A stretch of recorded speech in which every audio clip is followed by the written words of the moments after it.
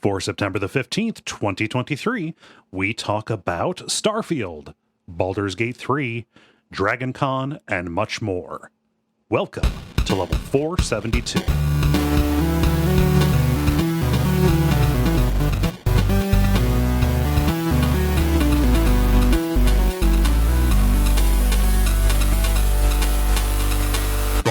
My name is Cole Ross. I'm Dennis Furia. I'm David Maismith. And I'm Ben Merkel. And you are listening to The Level. It's a podcast for people who love video games. Welcome back. We took a week off, A, for Labor Day, and B, because I took a whole week off of recording. And people will be disappointed I didn't go anywhere or do anything, and I made a point not to play games. So that sounds like some JOMO to me. JOMO? Joy of missing out. Yes, yeah. I am not sure how I feel about that. Yeah. So I like literally all I have to show for that time is I managed to get my, like, if I stopped with my porch right now, the ongoing saga of Cole's patio or whatever, if I stopped now, it would be fine. I'll put a link to the when you say that, I choose to believe, like, envision you sitting on the porch in flames, just being like, this is fine. I mean, the flames are different. The link that it's on my Instagram. The link that I posted is a before and after, like from where it was to where it is right now. Actually, no, this is a little bit out of date because some people from a door contractor came and rewrapped the jams, the outside of the wood there. So that's cool. That is all there for us. But yeah, that was like my big thing, was getting that finished and then doing a shitload of cleaning and decluttering. So I am the most exciting person who has ever lived, is what I'm saying. Yeah, I mean that seems very plausible. Yeah. Yeah, and I also I reorganized / organized, because things tend to pile up, my big wall of shelves as well. So yeah. Oh, I saw a picture of this. Yes. Yeah. Yeah, you crushed it. Yeah. So usually, like, when a new thing comes in, it just sits on top of something else that's there. So every single row is just the books that are up on, standing up like they should on a bookcase, and then a bunch horizontally, as many as I can, stacked on top of those books. So yeah. Super boring. I want to hear more interesting things. Hey, David, didn't mean to step in front of you. How was DragonCon? Oh man, was it ever a ride? So this is the first year that things have really been fully back to like pre-pandemic, I guess, levels of craziness. Mm-hmm.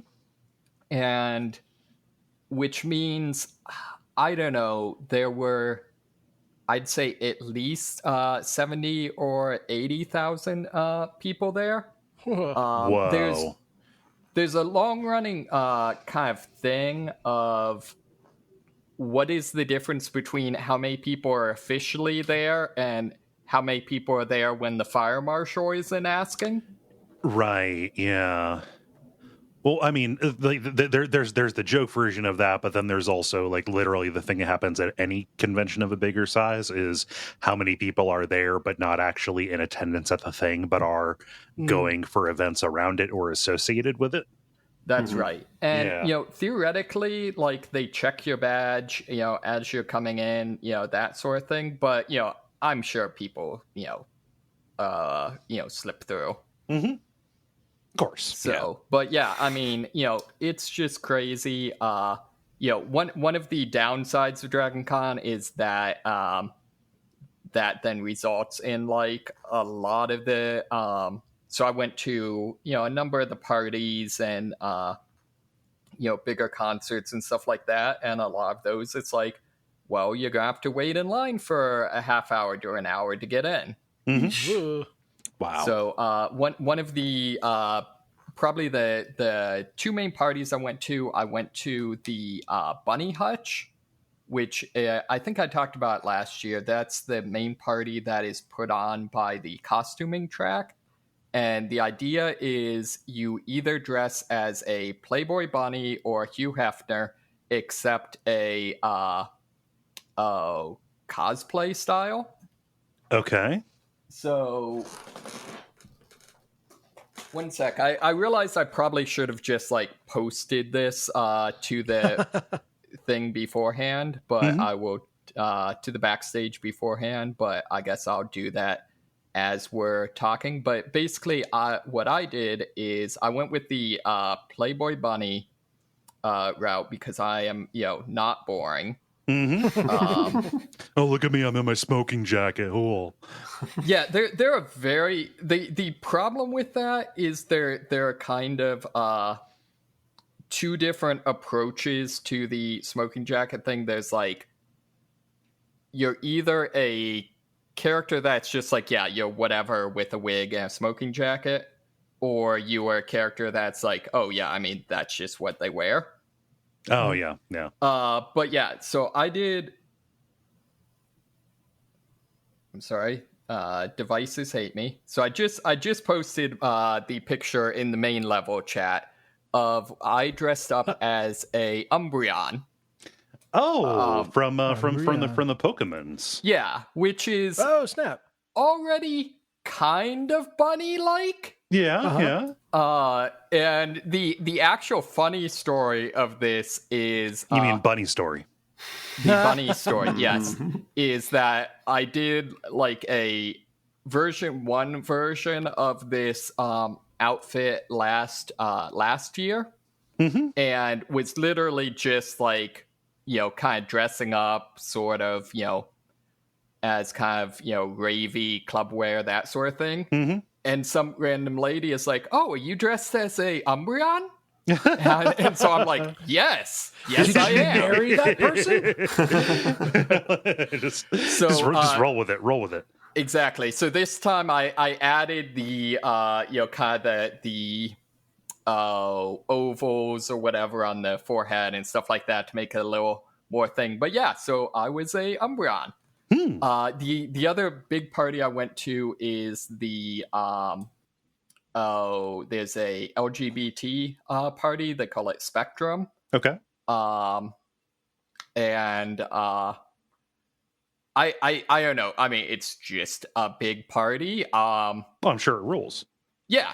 It's. I feel like this is a super stereotypical thing to say, but it's just like the other parties, except the people actually know how to dance. They're dressed a lot nicer. I think my favorite part is there's a dude, just kind of, I don't know, like his outfit from like the neck down was just, I don't know, something fairly normal that you might wear to a party, whatever. But then had like a giant mascot panda head.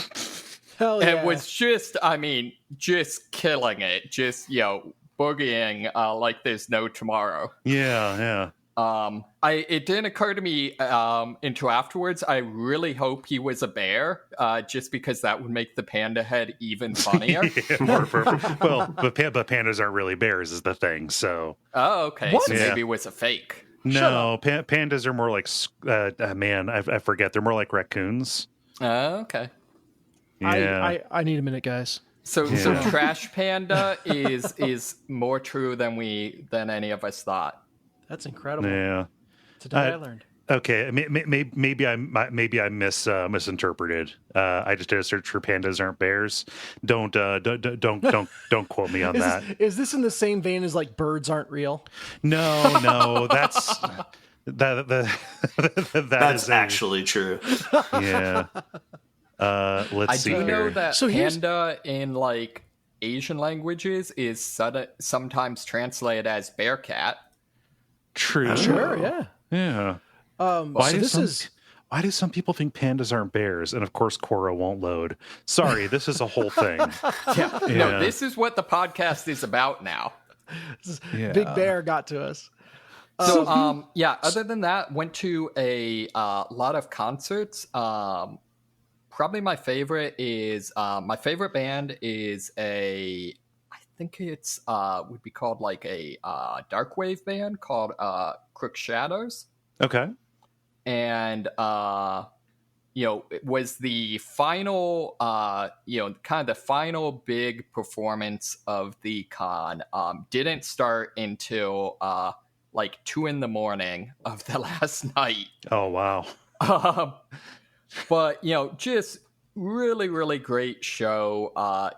Amazing just kind of stage presence and interaction with the audience, that sort of thing. One of the coolest things is their lead singer goes by Rogue, but he in one of the songs he comes down into the audience and they set up kind of a step ladder. He climbs to the top of that and then sings the song in the middle of the audience. Okay. Oh yeah. And just so happened like the ladder got set up literally right in front of me. Oh, cool. All right.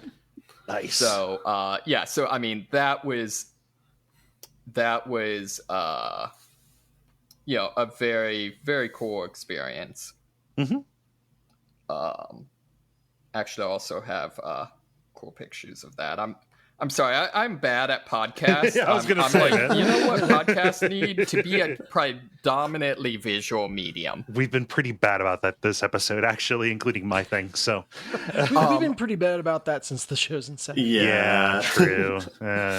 But then I kind of buried the lead because the other really cool thing is I actually met some people in the community. Oh, cool. Oh. Who? Yeah, so Ruki and Daniel both came. Oh, nice. Nice. Yeah. And Did- we actually, one of the things my martial arts group did is taught like a basic Wing Chun course, and they both went to that, which was really cool. Awesome.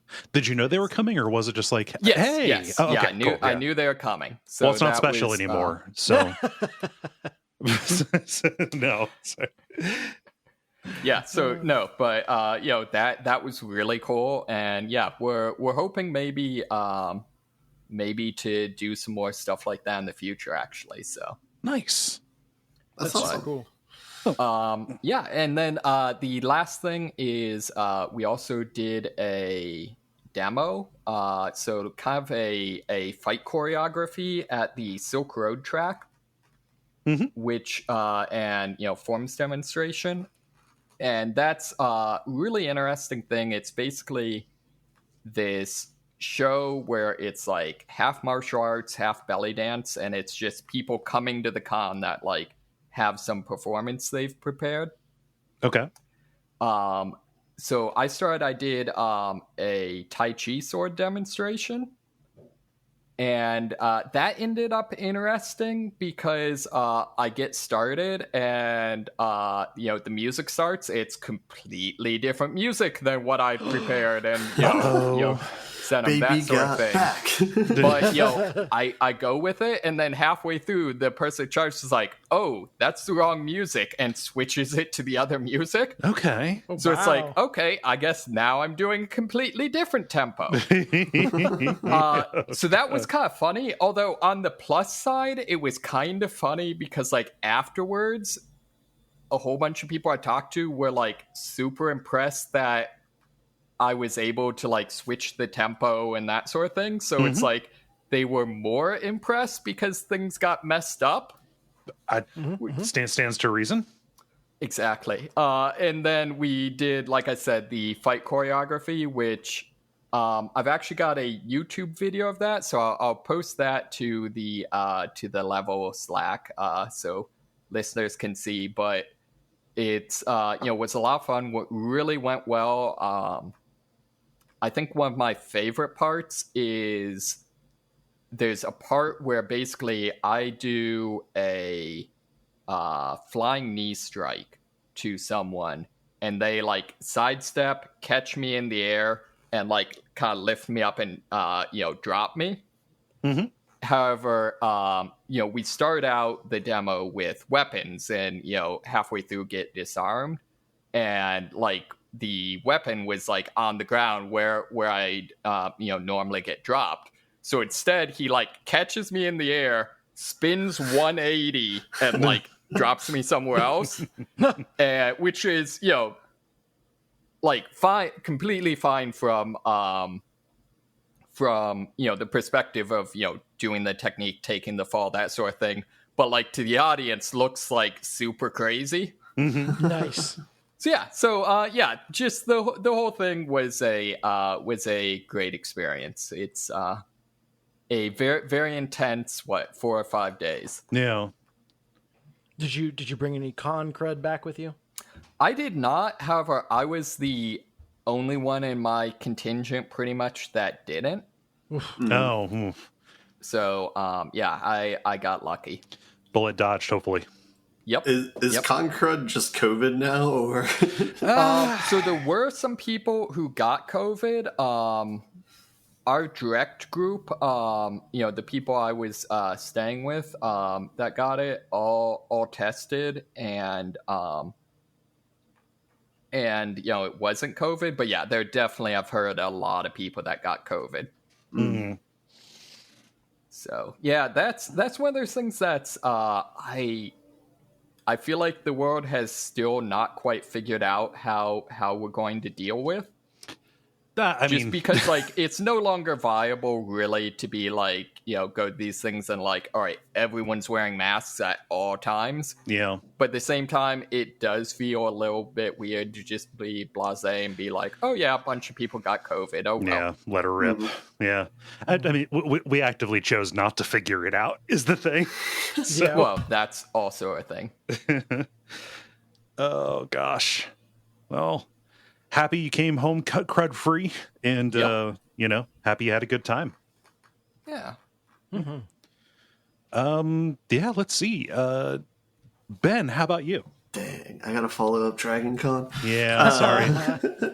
I've been doing good. I just did hiking and board games over the weekend, so it was very a little of inside, a little of outside. But where'd you hit hiking? Like what kind of walk you going on? Just outside of Mount Rainier, there's like an overpass near there, and so it was like it took 4 hours. So I don't know how many miles that translates to, but maybe like 3 or 4, maybe I don't know. Got to see some lakes and some hills and stuff, and eat lunch in the mountains. Whoa, lakes and hills? Yeah, I know.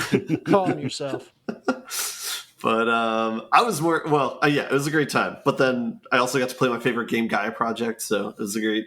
Both events were very nice. So I kind of want to know if out there, if your quote unquote hills are probably the same size as like the quote unquote mountain that I hike. It's all relative. I mean, I hiked enough that I didn't like pass out or anything, so it's not. I don't know. It's whatever. I mean, I feel like not passing out. That's generally a good call. Anyone you walk away from, Yeah, some people contest that. They're like, it's not a good hike unless I pass out, but I don't know. Yeah. Have you guys like the guy at the gym that like runs on a treadmill until he throws up? Yeah, I don't care for that. Have you guys heard of the concept of like type 2 fun? I don't know if that's something that's specifically out here or not. What's that? It's like you're doing something that you don't necessarily enjoy until afterwards you enjoy looking back on it. So like, oh, okay, yeah. So like a really strenuous hike where you're kind of miserable during the time, but then at the end of the day you're like, yeah, I feel accomplished or whatever. Yeah, delayed onset fun. Yeah. Exactly. So this did not venture into type 2 fun. It was like type 1.25 fun. Nice. So, yeah. That's all I got. Cool. Dennis, how about you? So I went over the weekend to St. Louis. It was an anniversary trip with my wife and I, and we went and saw Hozier live in concert, not realizing this is like the kickoff. It was the kickoff concert for his U.S. tour. Okay. So that I don't know if anyone's familiar with that artist, but but I love the name. Yeah. It's I think it's just his last name actually, but does a ton of great work. Just has a new CD come out and was a hell of a fun concert. So. That was good times. The only wrinkle was that twice during the concert, someone in like the standing room only up front collapsed. Oh, And he and kudos to Hosier. He stopped mid song, very calm about it, just kind of raised his hands like, "Hey, so sorry, someone just went down. Want to be safe. Can you guys please come and help this person? Thank you everyone for bearing with us and everything." And then jumped right back in. sounds like sucks. a Type 2 fun concert goer. Yeah, it was. I mean, it sucks that two people. I don't know if it was dehydration or took too much or what, but it sucks that it's happening. It was those edibles. Yeah, maybe. Yeah. And I was just happy that I didn't find out at the concert he was like a terrible person that would rant or something when that happened. Yeah. No, that's handled it like a professional. Handled it gracefully. Got some class. Yeah. Mm-hmm. But yeah, I mean, apart from those two stoppages, the concert was phenomenal. Nice. Mm-hmm. Awesome. Well, I mean, that sounds like banter to me. And I know that we've probably got some games to talk about, so we can do the regular kind of show. What with the grind, the multiplayer, and the end boss, and why don't we get started with the grind? The grind. The end boss. Nope. that won't work again. Did you know if you say the end boss right as Sonic is blinking the second time, it'll take you to a level select screen? Yeah, and Aerith will come back to life. Sorry, spoilers. So he got me all messed up now. Where we talk about the games, the grind, where we talk about the games we've been playing over the past period of time or so. Who has something new? I do. All right, As Ben, do I. And I only have one thing, and I think other people have played it as well, so I figure we can group take this one. Okay. Who's playing Baldur's Gate 3? Oh, I am not. All right. I am not. So Dennis, you're my port in this storm. It came out on PlayStation 5 last week, so that's what prompted me to get it. I don't. Are you playing on PlayStation or are you playing on PC, Dennis? No, I had rationalized not getting it by saying that I was going to play Starfield because it was free on Game Pass. Yes. Then I started playing Starfield and realized that I wanted to play Baldur's Gate. Starfield was the rationalization to play Baldur's Gate. Yes. They're very different games. They are extremely different games, and boy, do I have thoughts on the hour or so I put into Starfield. Actually, let's just talk about that first, because I want to hear some trashing on Starfield, then we can segue to Baldur's Gate. You want to do that? Yeah. So that is what I've been playing as well. And This is getting things way too complicated. Yeah. All right. Okay, we need our vice president to break the tie. Yeah. Which is, as we all know, is... I think what we actually do, just to make it like a puzzle, is Gwen splits apart each of what we say into our own things, but we're talking in real time, so you have to like her story it to put it back together. Right. I like Gwen. I don't want to make her do that. So We like her not hating us. Yeah. So, David, did you have anything else besides Starfield? I do not, actually. You do not? Okay, so why don't you lead off with Starfield, and then you and Dennis can hit with that, and then Dennis will pick up with Baldur's Gate, which Dennis and Ben can go with, and then Ben can do whatever he was going to do after. Order achieved. Yes. So this lead-in makes it tough because I have very mixed feelings about Starfield. And I was going to start with like, oh yeah, here's all these things I like about it, and then but we've kind of tipped our hands that it has some problematic elements. So the good of it is, it's really cool to see a Bethesda game. Again, because for the last decade they've just been making Skyrim over and over again.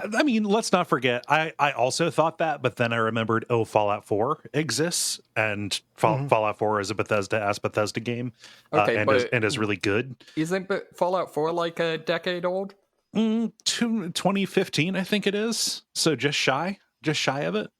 Yeah. Right. So yeah. So this is the first good thing they've made since since Fallout 4. Aren't you the person who has frequently talked about 76 and has enjoyed it, actually? That doesn't mean it's good. But it does, okay, and also the difference in structure does. Okay, I understand. There's been a lot of technicality talk on this. Oh yeah, that is going to be the theme of this discussion. Yeah, I take your meaning on it. It feels like it is the first Bethesda thing that is not an online game that has come out in a very long time. Mm-hmm. Yeah, and it's really cool to see that. It's also really dig the at least somewhat channeling some pseudo hope punk, like, hey, isn't space cool type of things. Okay. Which I think's neat. It's also has a lot of really cool features. It's cool to be able to see all of these random all these different, I think there's like hundreds maybe of planets and moons and stuff like that you can land on. And they're proc gen to a certain degree. Yeah. Yeah. I haven't quite figured out to what degree they are. There's definitely things that are not proc gen. And even the ones that are seem fairly bespoke. What are you speaking of when you say that? Because I know they'll like populate with like random areas of interest, and the areas of interest are probably like prefabbed. But yeah, maybe that's it. Maybe that's it. I was wondering, or if maybe if they like the areas of interest are proc gened out of like prefabbed pieces. I don't know. Yeah, but yeah, that's a lot of fun. It seems like there's also somewhat more variety than there is like in Skyrim, where everything is just a cave. Mm-hmm. Although I will say there is definitely a certain degree to which you now get like cave ship interior or sci-fi facility. Mm-hmm. So it's not a ton more. The other things that's kind of cool, there is a ship crafting and ship combat mechanic. Did you see the Optimum ship that person made? Yes. That is basically it is like the outside edges of a cube that every shot will pass through because the enemy always aims at center mass. That's fantastic. Yeah. There's like I said, the theme of this is going to be there's a lot of great things, but there's also a lot of problems. Mm-hmm. I have though seen if you go to the Reddit, even if you're never going to play the game, going to the Reddit for Starfield is worth seeing just to see the things people have made. So like I think my favorite so far is someone made a pretty convincing Planet Express ship. Yep, saw that. Oh, yep. Mm-hmm. So that is cool. I will say the interface for making the ships is utter shit. Just the controls are incredibly user unfriendly. I mean, it looks like CAD, so that kind of lines up, I guess. Yeah. I have my own feelings on that, in that like CAD controls are a solved problem by Rhino, and everyone else just insists on not learning from them. But that's a whole other can of worms. Is that just because Rhino was the CAD program that was at our high school? Honestly, it uses a dramatically different control scheme than every other CAD software I've seen, and I think is legitimately more user friendly. Okay, but again, that's a whole nother thing.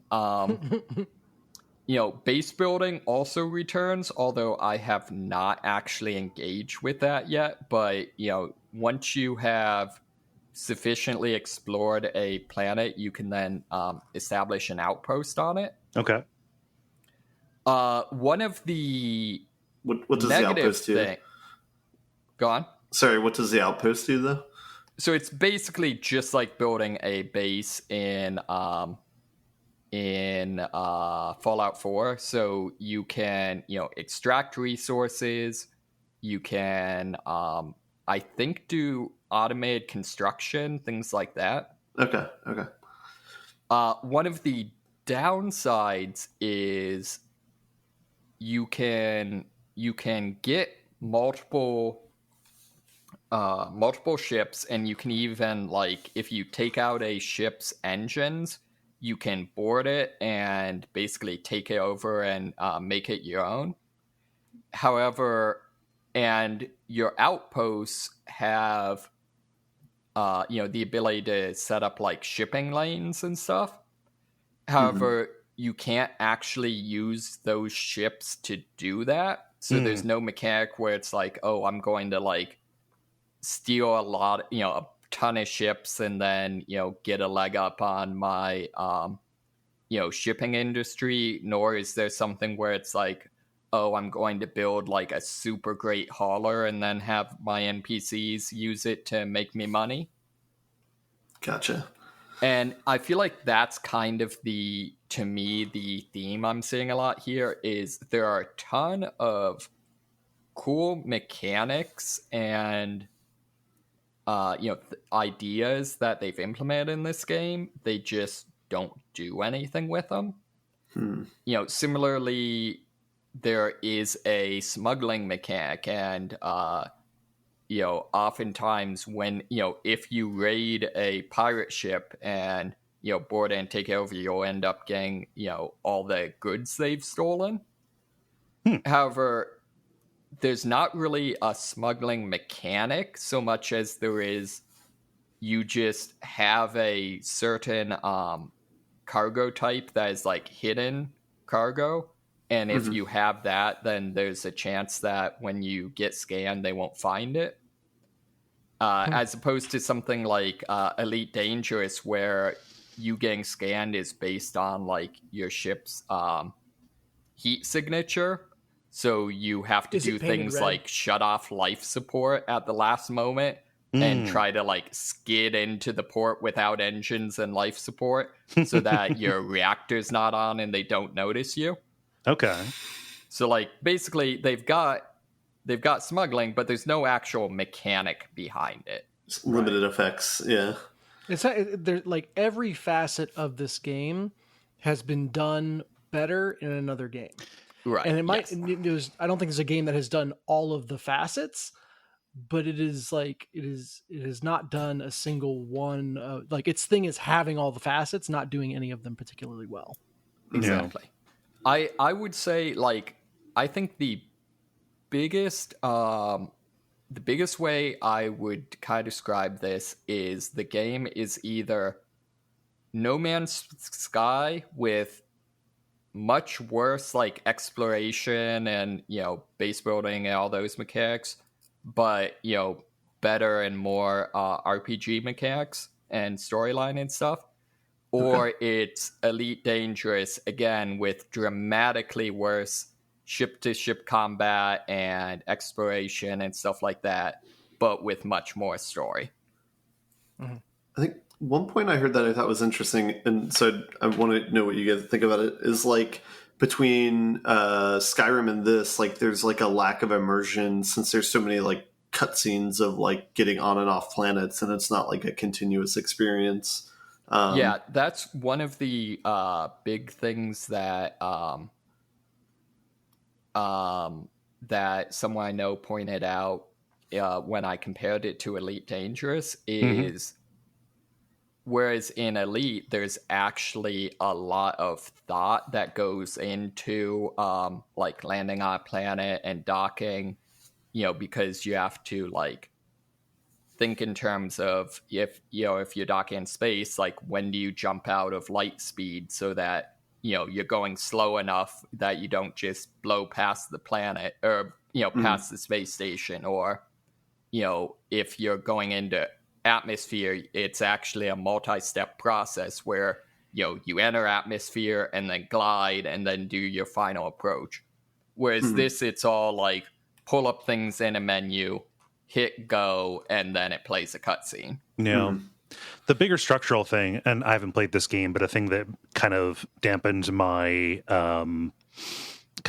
expectation for it, or let's say excitement. Like I installed this just because I have Game Pass. Figured if I set it to download now, and if I get a wild hair to play it, at least then I could just jump into it. You know. And to be fair, if you got a wild hair to play it, I bet that would be popular on Twitch. It probably would. I could at least, get a little bit of TikTok out of it.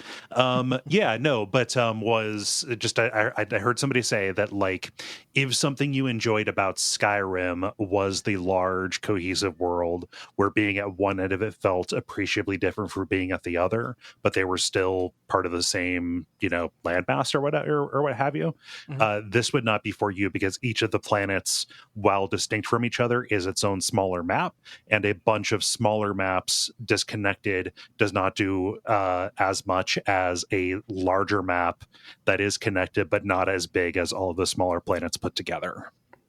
Yeah, I think that's accurate. I think, and I'm bringing this up as kind of a slightly different way to look at, not as a disagreement, because I think you're right.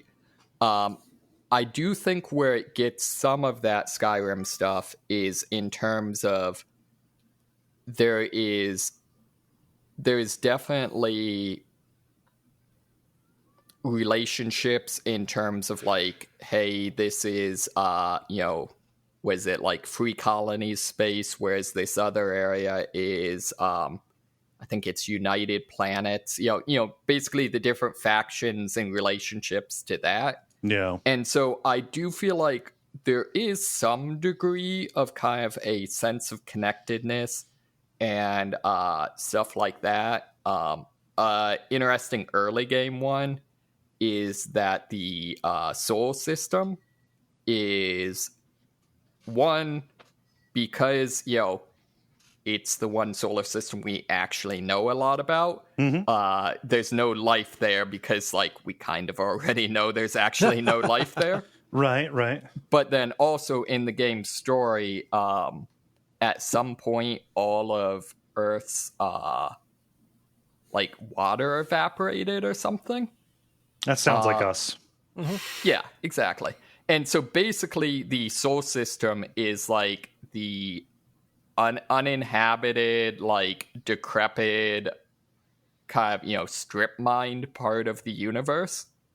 Yeah, it's where we started. Yeah, we would have used it up first before we headed out. Yeah, right. So, like, there is a degree to which, like, when you're going to Earth and Mars and stuff like that, there is kind of a common feeling of, like, this is an area where there's a lot of ruins but very few people. But so I would say there is a case to be made the other way, but I think you're basically right. Yeah. I mean, to a certain extent, that's space, right? There might be interesting things on the planets, but in between, there's not a lot. Right. So I don't know how much they could have done to fix that. Yeah. I mean, even No Man's Sky does a lot better job with continuity.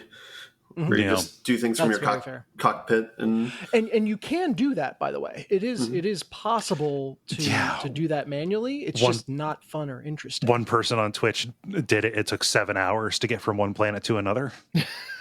Yep. Wait, what is? Oh, you can go from solar system in No Man's Sky, or no? In this game? I'm talking about in Starfield. Somebody made the trip in 7 hours. They did it on Twitch. Yeah.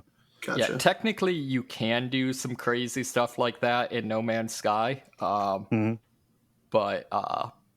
yeah. No, no.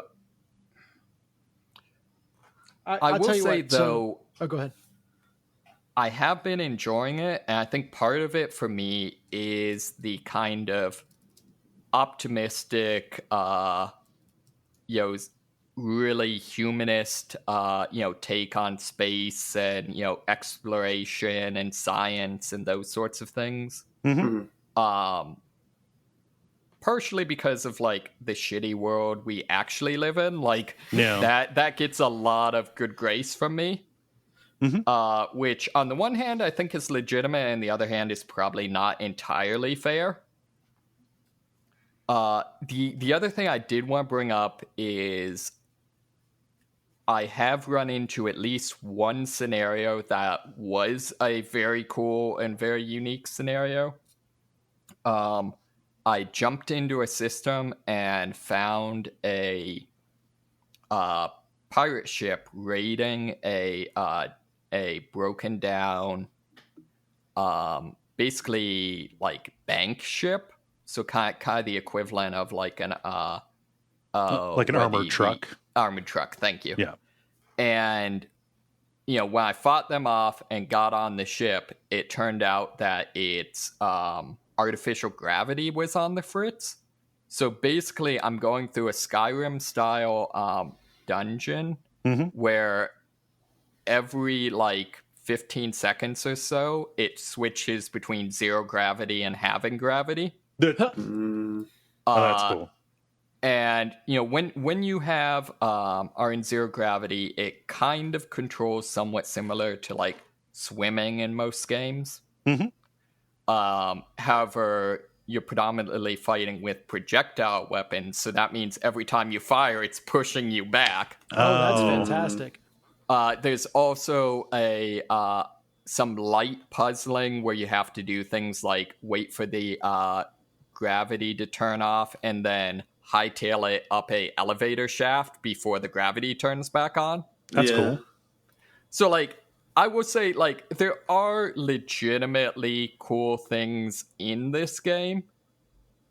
It's just got a lot of problems. One of the things that I think one of the biggest things that pisses me off about this, and this is totally petty and dumb, and like I realize that, but it really pisses me off how many reviews gave this game 10 out of 10 or like 9 or 9.5. IGN gave it a 7 out of 10, which I lulled at. Yeah, and people sent them letter is, bombs. like really? Oh, no, Jesus. they didn't really send them letter bombs, but like it caused an uproar because big popular new game didn't get a 9 or up. And the thing is, like, I would say, like, I like this game. Like, I have a positive regard of this game, but it does not deserve a 9 or 10 or whatever. Like, it is a game that I think does enough interesting things to justify it, but it is a very flawed game. I mean, at least right now, like, I don't know, it seems weird to give that kind of rating to a Bethesda game at launch. Yeah, exactly. And It's the meme of I don't know what I expected. Yeah. But I mean, like, Skyrim was a complete game at launch, right? And Fallout 4 was complete-ish. Skyrim had a better launch. Yeah. So one of the takes that I really enjoyed is it seems to me that this game is much less buggy than most Bethesda games, although not bug free. More on that in a moment. But one of the takes I heard someone say is they spent all their time and finally released a relatively bug free game, but they did it by just including no quality of life features. I do want to say, though, a bug that I found really funny is one of the scripted events is you basically jump to a system, a captain hails you, panicking, asking for help. Suddenly, line drops, and then someone completely different picks up. It's like, no, everything's fine. The captain's just asleep. And we're all fine here. How are you? Exactly. And you get on, and obviously it's pirates and that sort of thing. The problem is that because of that setup, the ship is flagged as a civilian ship. So that means, like, if you blow it up or if you kill everyone on it, your companions get really, really pissed because as far as the game's concerned, you just, like, wiped out a civilian ship. Okay. The most funny version of this, which is almost worth, save and then do it just because it's hilarious, is if you kill everyone on the ship except one person, and then just stand there and let your companion kill them, they will kill them and then immediately lose their shit on you and be like, "You murder! Why did you kill them?" No. So, yeah, sometimes Bethesda bugs are kind of entertaining. Oh, but those are fun. Like that, jank is good. It's anything like progress losing. That's a concern. Yeah. So that story though continues the theme of my playthrough of the game, which is Bethesda has given no support whatsoever to a quote unquote evil playthrough. Oh, really? So I mean, that's always been a thing. I feel like in Bethesda's games, Fallout 3, you can nuke the city, and that's viable. And there's just all these, you play any way you want, right? Make whatever moral decisions you want, and the game kind of follows with you. And so my mentality jumping into Starfield was like, you know what I'm going to do? I'm going to start evil. I'm not doing the goody two shoes run before I go and screw around. I'm just going to start at -10. And let's see how evil we can be. I'm gonna piss off everyone. I'm gonna take all the edgelord dialogue options, etc. Gonna punch all the reporters. and just like have fun, see where it goes. Bethesda, like that's the kind of thing they do. So this seems like the right place to indulge that fantasy. You literally cannot hurt people in the opening sequence. Like they give you this big miner's tool and say, "Oh, be careful with it." And, it's a laser. And I was like, "All right, here we go." And I turn it on in the face of the person who's guiding me through. They don't even react. Come on. Did not a comment, not a, "Hey, watch where you're pointing that thing." Just nothing. Like they had plot shield. So I went to one of the NPCs on the side and shot them with it. And they react. They're taking damage. Okay. So I held it on them. But the most you can do is knock them down, and they go to like a down but not out kind of state. After a little bit, they'll get right back up and continue what they were doing. And again, no acknowledgement that I've done anything to them. Not like, "You jerk, watch where you're pointing that," whatever. It's just not in there. And so literally this opening sequence is a corridor where you can't do anything but follow them to a cutscene. And there's nothing for you. Compare that to like the beginning of Fallout 3, where there's kind of this interactive way that you're making these choices about your skills and your appearance, and you actually, like, if you indulge in the evil quote unquote dialogue options there, there's a whole little storyline that's supported. You can like bully your best friend instead of supporting her when bullies are ragging on her, and you can leave your old nemesis to die or even actively kill your old nemesis and all this stuff. Like, can join the tunnel snakes. Exactly. Just in the tutorial area. And that was so much fun when I did my little bit of evil playing of Fallout 3. And that's kind of what sparked the idea of, instead of playing Fallout 3 again, I'll do this for Starfield. But so you get outside the initial area, you kind of meet the plot instigator, whatever person, and all the dialogue options are some variant of like, "Golly Wally, mister, I'd love to help you." Yeah. No, nothing. Go ahead. No, I mean, I just said, like, I was going to summarize that very pithily and say that for a long time, I would say pretty much since always, at least all of them that I know, Bethesda games are RPGs, but not role-playing games. And it seems like they stopped trying to disguise that fact. Yeah. I'm bringing this up, not criticism, just as different things. Like, to me, that's a good thing. Like, I don't know. Like, I've never seen a good evil run in any game where evil wasn't the only solution. Yeah, I don't know. I think was very Knights of the annoying. Republic did it well. Baldur's Gate, which we'll talk about, I think does it decently well too. Oh no, I'm not talking about video games in general. I'm talking specifically about Bethesda games. Oh yeah.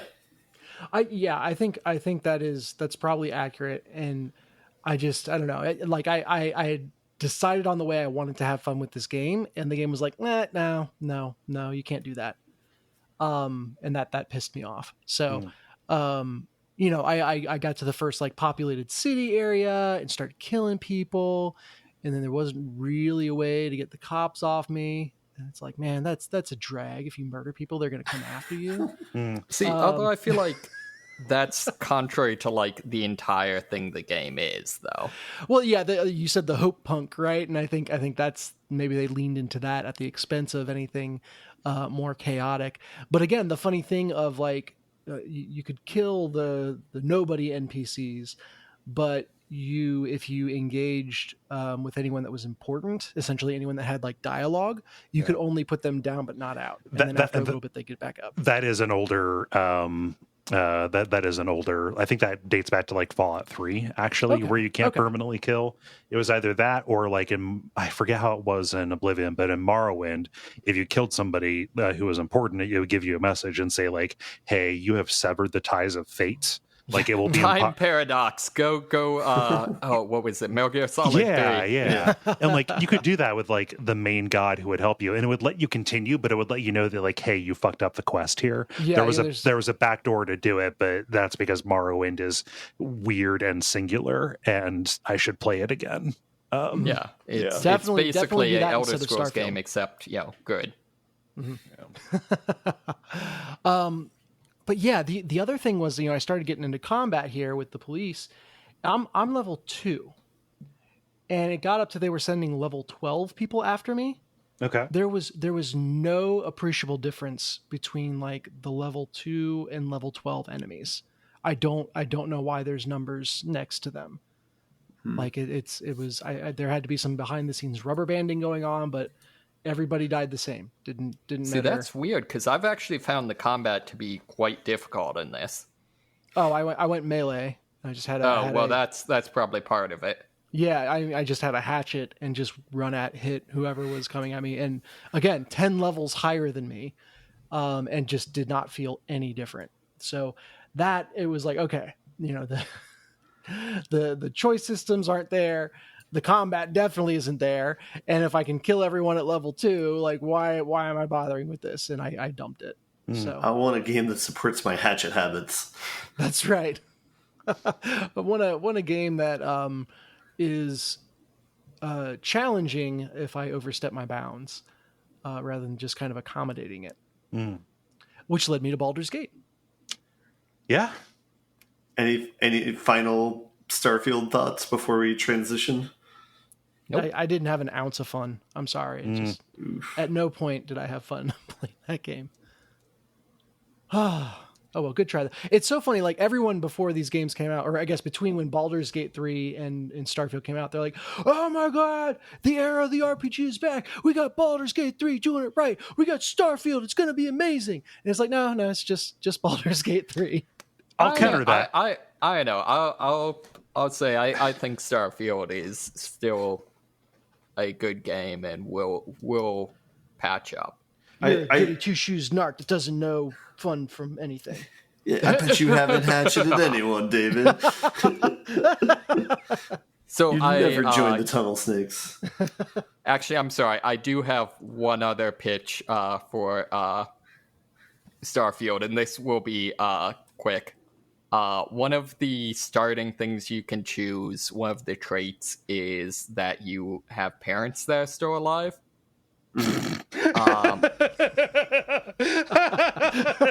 Sorry, I love that as a perk. Yep.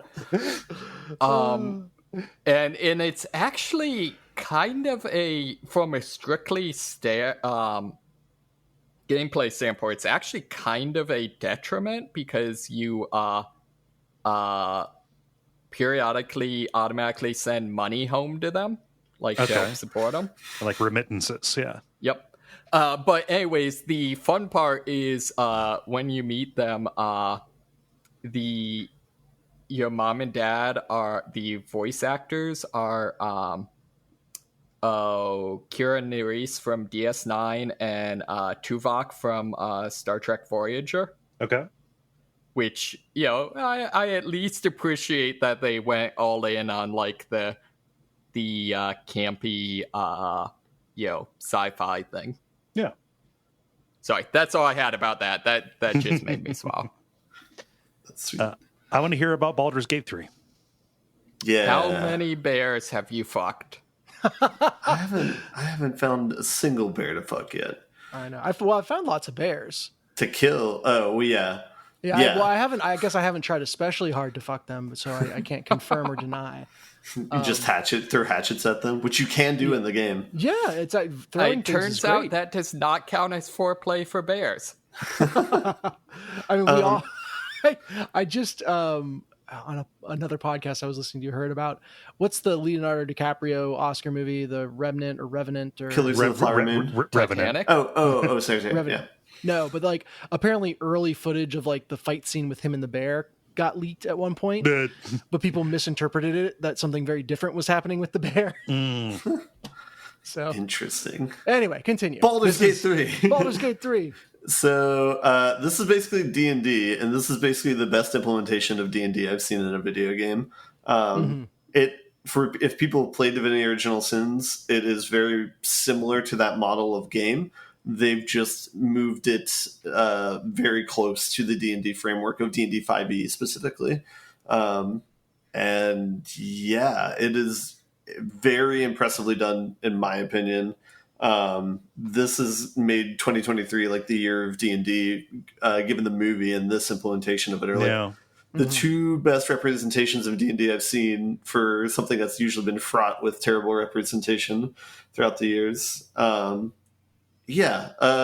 only a third of the way through the game too, and that's like 30 or 40 hours, I think, so far. Yeah, how would you measure that? Like, what level are you? Maybe that it's broken into acts. I don't know if they explicitly put up like Act 1, Act 2, Act 3 or whatever. Act 3 is really beefy, to my understanding.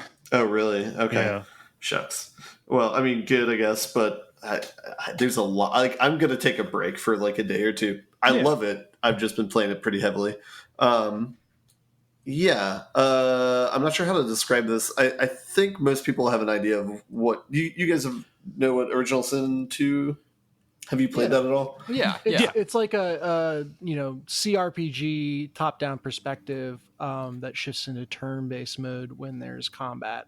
Yeah.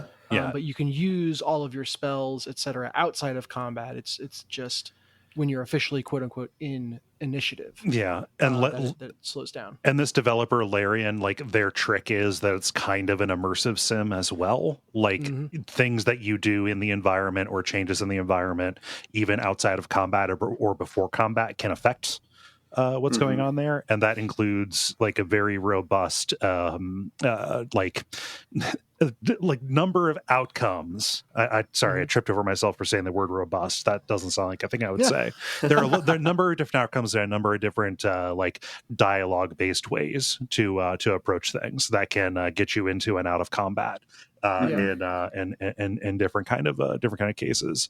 Yeah. Well, I'll give an example. Early on, so I'm playing as a gnome druid. And early on, you come upon a group of essentially kind of grave robber types. And I had snuck up to them and, it was like, oh, okay, I'm going to position myself to get the drop on them. So I can sneak around them as they're just, discussing what to do with this kind of crypt that they found. And who should go in to get the treasure from it. And they're kind of scared of it, yada, yada. And so I'm sneaking around to kind of get the drop on them. When my cleric gets seen, and they're like, oh, who are you? What are you doing here? And I decide to lie and tell them, oh my God, like it's dangerous. There's something coming. You got to run away, and succeed. And they're like, oh, crap. All right, we're out of here. And they run away. But then the locked door to their hideout is behind them. And there's someone in there. They're like, who's there? The leader on the outside had been a gnome. And because I was a gnome, I had the opportunity or like the option to try to impersonate the leader. Okay. Which I did successfully. And they just opened the door and let me into their hideout, at which point, combat started and things went down. But, I bypassed an entire encounter and then talked my way in to somewhere without ever once doing combat. Yeah. And that wasn't even me explicitly trying to avoid combat. It's just the opportunities that popped up while playing. Yeah. The game supports that differentiation of play style. It's like having a very good and thorough and accommodating DM is the way that I've heard it described. Yeah. Sure, yeah. But then to its AKA credit, a good DM. Well, it's and to their credit, though, they do a good job in writing of coming up with situations where there's a lot of different ways to attack it. Like, for example, if there's like a gate that someone's like blocking, like a force field gate or something, it's like you can sneak and pickpocket them and steal the keys out of it and get through that way. You can talk to them and try and do that. You can fight them and kill them and take it off their corpse. Like, all those ways are supported, and they've like set it up in that way. Yeah, so there's like such a good degree of flexibility for those types of things, but it also gives you just like fun things to do, like fun options to pick, even if it goes against like your class build or whatever.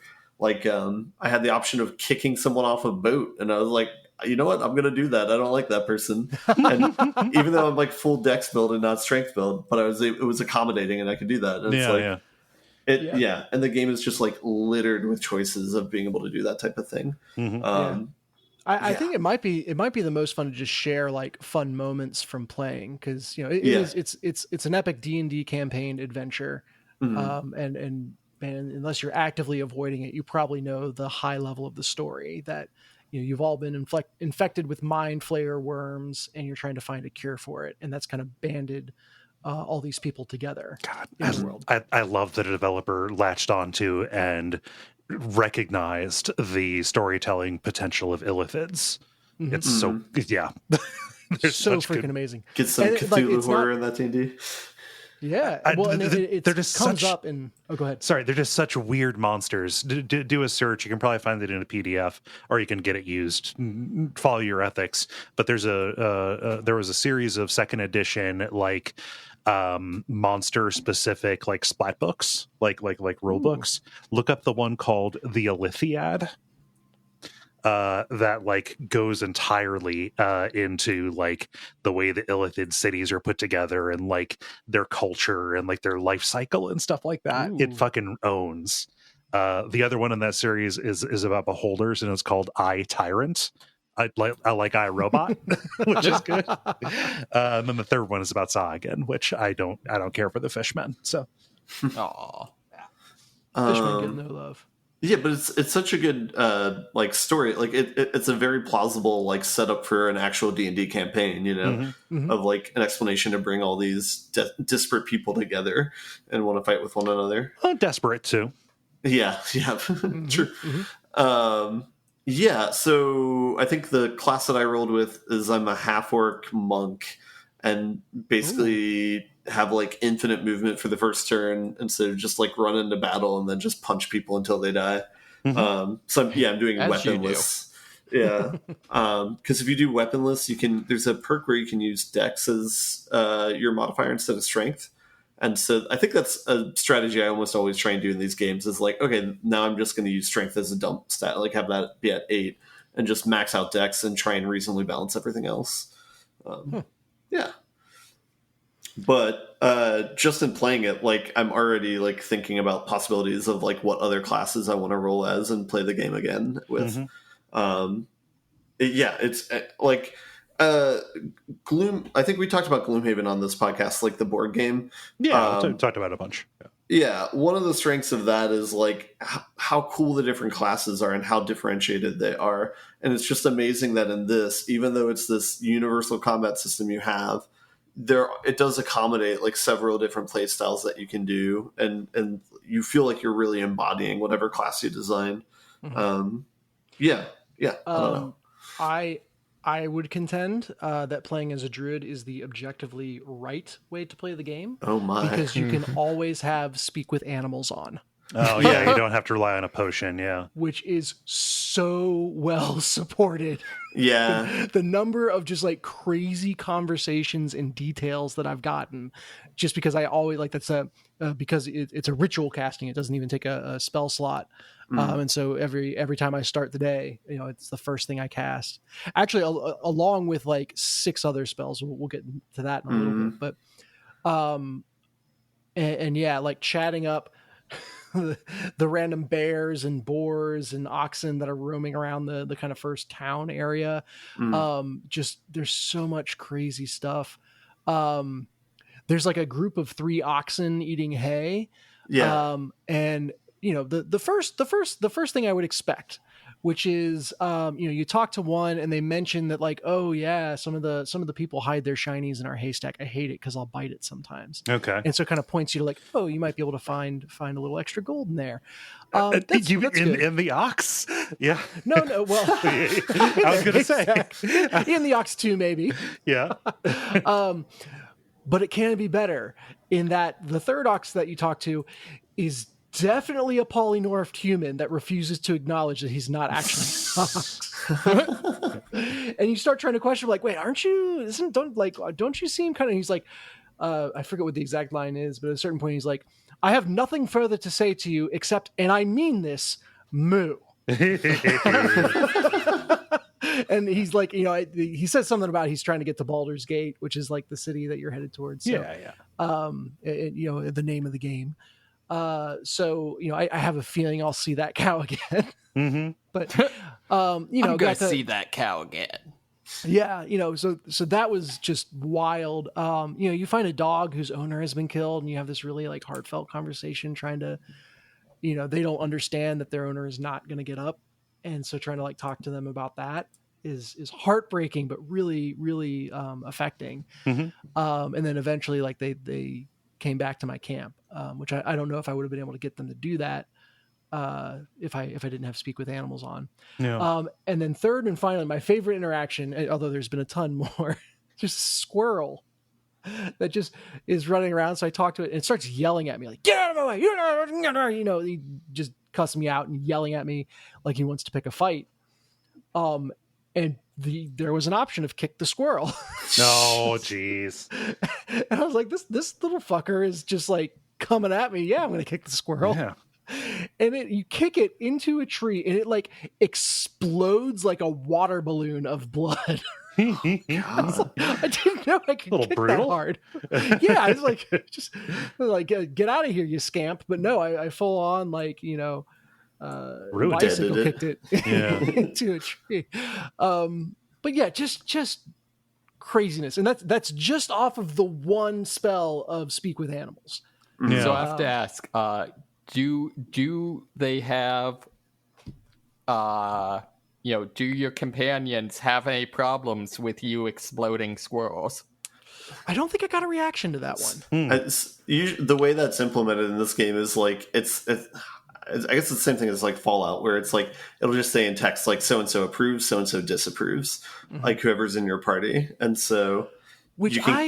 Oh, go ahead. No. You can get a feel for the personalities that way, where you get to know the characters better just through that text of like, oh, I made an aggressive decision and they liked it. So that's like, good. I should keep going that direction if I want to earn their favor. Mm-hmm.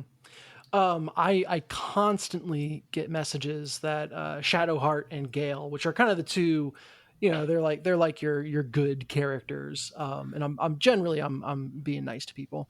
I constantly get notices that they approve of things, and then I open up the like reputation tab or whatever to see what their opinion of me is, and it has not moved. Oh. I don't like it, and I don't know if it's just like there are that many interactions that like this is going to have to accumulate over a long, long time. Or what, but yeah, it's like, I've gotten Shadowheart approves of so much that I've done, but she's like neutral on me, No. Same with Gale. I think Gale is like fair opinion of me. Mm-hmm. I haven't been tracking that at all, actually. Really? Yeah. I imagine it'll change as like their story progresses more. As you decide who you want to bone down on. Yeah. You just won. Yeah, I think here's my favorite like weird detail about how I'm playing the game. So I have like my core party members to make it easier at camp to figure out where my party members are, because there's like usually just a mess of people standing around. The dots are color coded on the map, which is helpful. But I just took all the clothes off of everybody not in my party and kept the armor on for the ones that are in my party, both male and female. If you're useless to me, you're in the nude zone. That'll teach them. But the game's just so much fun though, and to your point, there's so many interactions. For me, it's hard to tell how much is intentional on their part and how much are like happy accidents or whatever.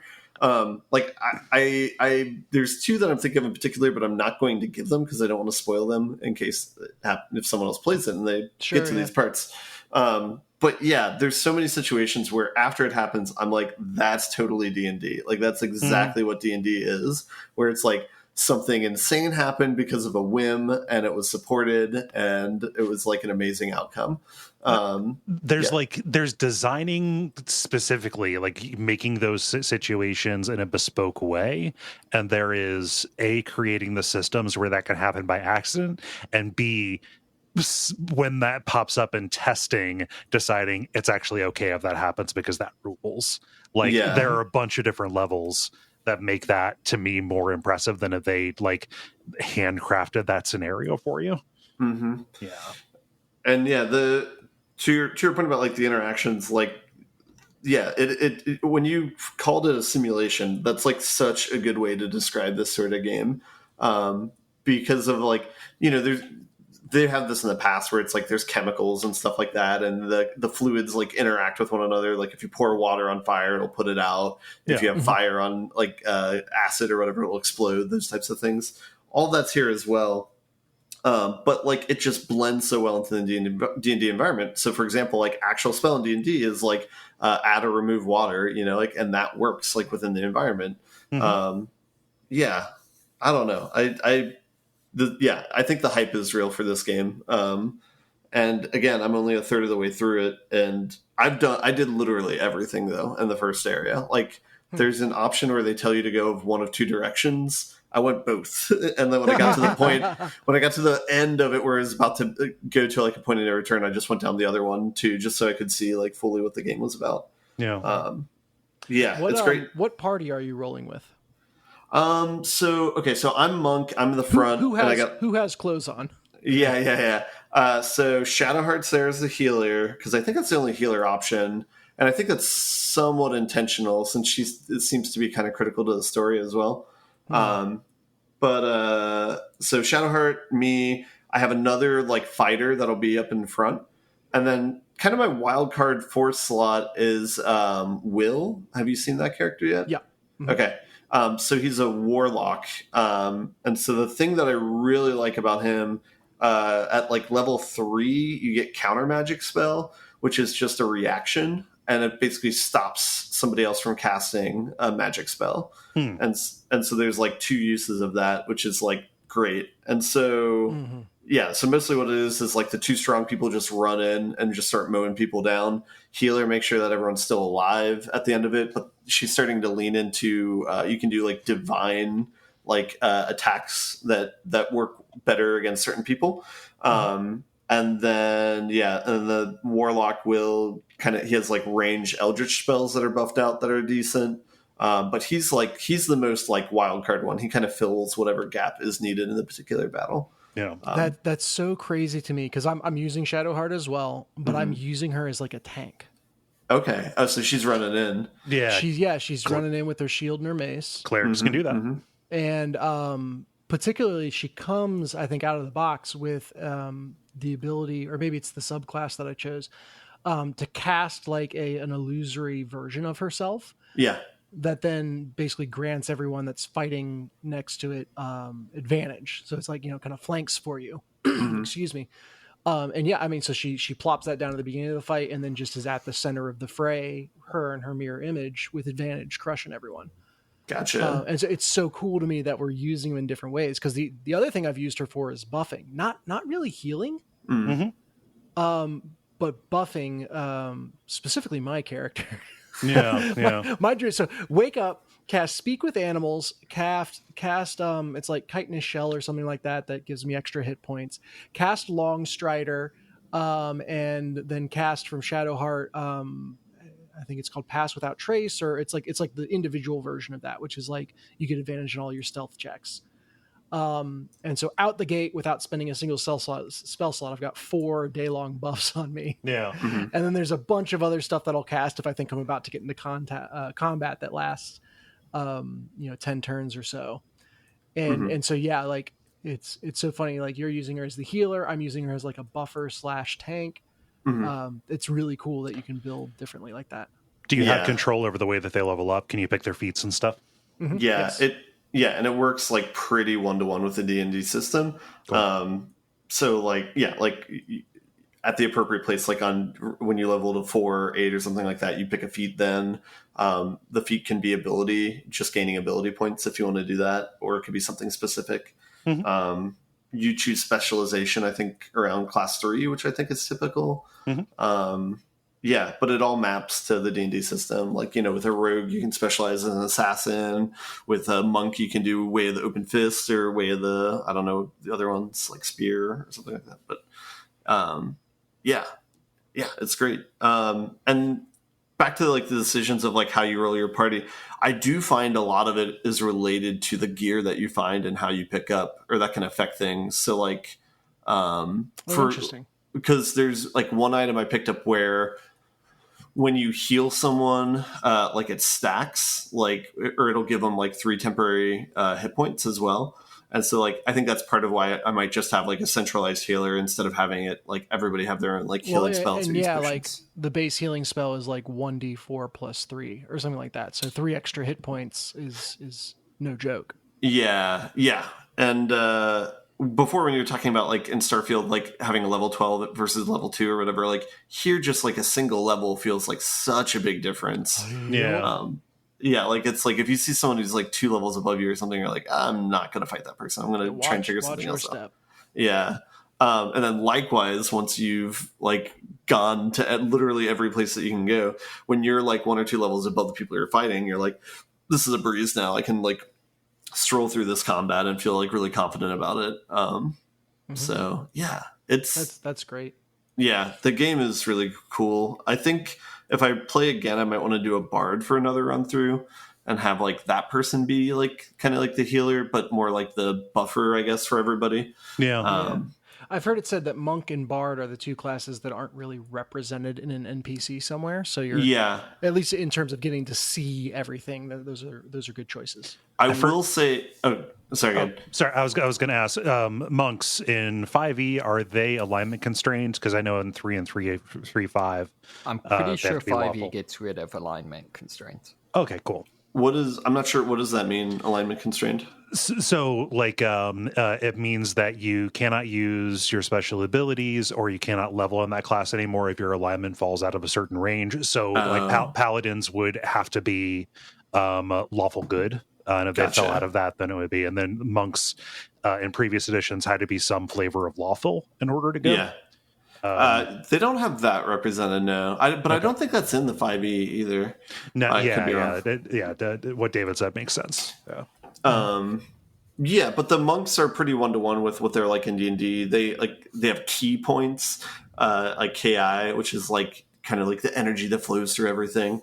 And but like so many of the classes are like that, where you have some term like that where you have things that grow over, as you level up, and then with those you can kind of do extra special things. Channel divinities. And spell slots is of course the base one for a lot of them. Does the druid, do they have spell slots, or do they have anything like that? They do. So they've got spell slots, and you can prepare, switch up your roster of spells. I think just between combats. Okay, so that's nice. And then they have wild shapes. Yeah, which I'm doing this with my actual D&D druid as well. Which, I just basically tried to 1-for-1 make my real life D&D character as close as I could. Nice. And so I took, there's the variant of druid that doesn't really focus on like having a familiar or turning into beast forms. Okay. And instead it takes the chitinous exterior or whatever that gives you extra hit points. And then also powers up one of these other spells and makes it deal double damage while it's active. So I'm basically playing a druid that is more of a blaster spellcaster type. So who else is in your party? You got Shadowheart. I've got Shadowheart as a tank / buffer. I've got Laziel as a fighter, frontline fighter. And then I've got Gale, the wizard. I chose for him, it's like the time domain or something like that. But he, at the beginning of every, or after every long rest, he rolls 2 portent dice. I think I'm saying that right. And I just have those numbers, like right now it's a 19 and 11. I have those in my back pocket the entire day. any roll that happens near him. Could be an enemy attack. It could be casting something. Gosh. You can just pause time, and it says, "Do you want to replace this with a portent dice?" And you can do that twice. But you can make someone miss, or make sure your thing hits, or make sure your persuasion check goes through. Whole like buffing thing. Does it ask you that like all the time though, since they're constantly rolling die, or anytime there would be an unfavorable outcome?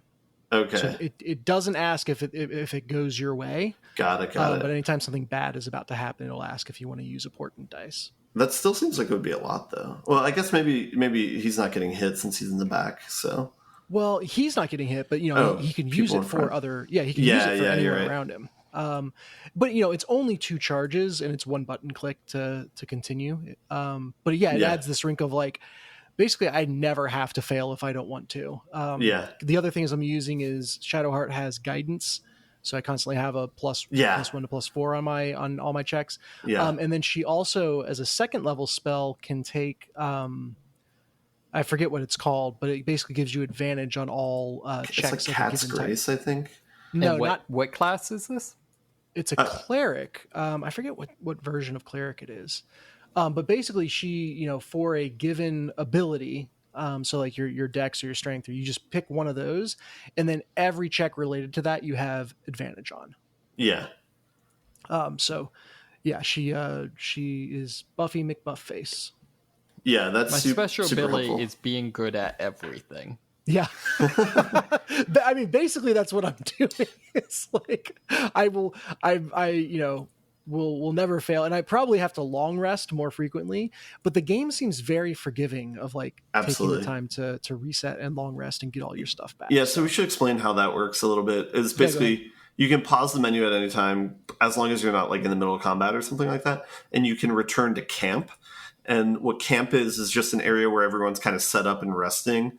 So in D&D, you're like, the party's going to take a long rest. And like, you assume you're just resting wherever you are in the campaign or whatever. But like here, it's like kind of a hideaway. And the background of where they're in, or the room where they're in, like changes based where you are on the outer map. That's so cool. Yeah. So it's like if you're out on the beach or something, if you're by like the water and stuff in the outer map, like the camp will just kind of be this kind of like secluded, like place that matches that. It's like on the beach and stuff like that.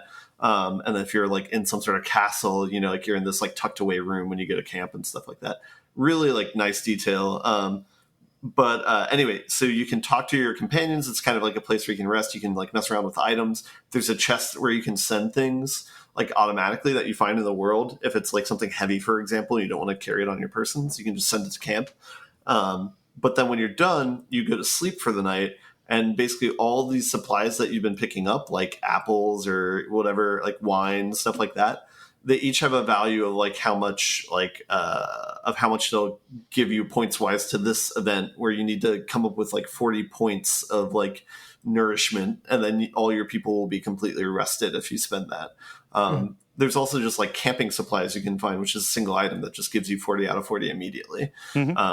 So that's like a nice like thematic like way to tie in not only D&D, but it also gives justification for having all these fucking items everywhere and having you pick them up and like actually like manage them and stuff. Which I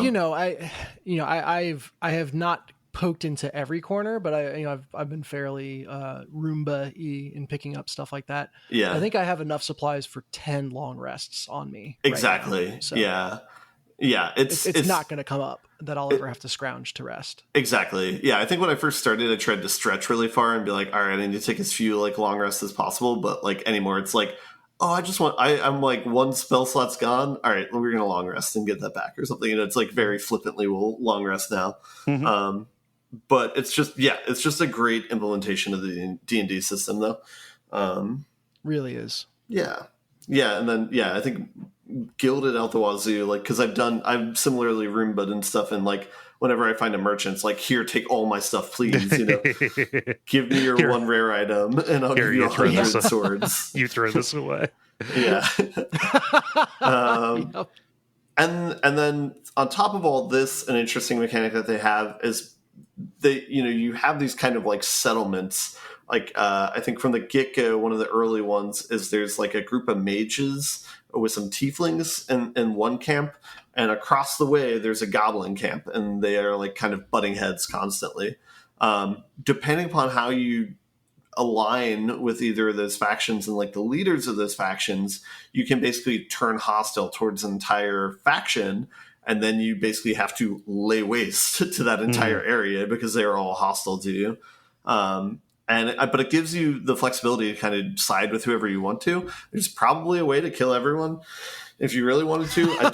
I don't think there's a choice to make everyone happy all the time, but yeah. Well, But so to contrast with Starfield, I indulged in my evil side a little bit in that camp, and that like one side has a prisoner that someone is about to shoot, and I chose not to intervene. yeah. And then what was the other thing? Oh, one of my party members and a main character, like during a long rest, came at me. I won't get into details, but I basically like caught them trying to kill me. And my reaction was like, nah, fuck that. You'd like, if I hadn't woken up, I'd be dead right now. I'm not having you around. And I killed him back. He's dead. All the characters commented on it. And like that happened. Well, he started it. He so very much did. But like, again, to feel like, okay, you can just kill the like poster boy for this game. Yeah. And it's like, yeah, okay. I have a plan for that. You only need 3 other amazing. people. Exactly. Well, you were talking about keeping your camp manageable. That's how I keep my camp manageable. They're both naked. One's above ground, one's underground. Yeah. Oh, and you better know I stripped his body for everything to sell. Well, yeah. It's also my camping supplies. It's also like super forgiving in the sense that you have scrolls to revive people if they've died. And there's an NPC for that too. Yes, you're right. Yeah, and so it's very forgiving. Like even if things go south in combat and like 2 or 3 people die and they lose like their death rolls, because they have death rolls the same way in actual D&D, which is you roll, if it gets to like 3 one direction or another, you either stabilize or die. But even if that happens, you can bring them back, which is nice, and it's super forgiving. Yeah. That said, I did run into a bug where a member just completely ghosted and was gone, so I had to replay like a half an hour worth of games to fix that. But it's a minor bug. It's not enough to make me upset with the game or anything. I don't even know if this is a bug. The one bug that I've encountered, my wizard can summon a familiar. Yeah. And there's a part of the game. So I have words on Charm Person because this is a great 1-for-1 implementation of D&D, except Charm Person doesn't make the person think you're their friend. It just keeps them from attacking you. Yeah. And I didn't realize this until there was a little girl, like a pickpocket that I had found out, who was like, get out of my hideout. I'm counting down from 10, 9, 8. And so I was like, all right, Charm Person succeeded. And then she just stopped counting, kind of looked at me and ran away. But I was like, well, what happened there? So chase after her, come to find out that she ran out of the hideout and told everyone that I was, basically preying on small children. Which I was like, I charmed you. What the hell? Yeah. Apparently it wore off. Well, yeah. And so I succeeded the check to convince everyone like, no, she's lying, which she was. And you say that so vindictively. Look, she's a little shit and I want nothing to do with her. But tiefling hater. It's got nothing to do with it, man. So, I diffused the situation, except somehow the game did not count that check towards the familiar. Oh. And it's at that point it was a crow. It can take different forms. And I 15 minutes later was exploring an area of the town. And I was like, oh, there's a thing over there. I bet I could fly there with the crow. I can't get there with the rest of my party, but I can at least get the crow over there to see what's what. click on the crow, and immediately the crow is arrested. Well done. Lock him up. Oh my God! Taking him to a little birdhouse with a barred door in front of the circular entry. No, that's the best part. Is first off, they still gave him a chance to explain himself, but he's a crow, so of course he failed.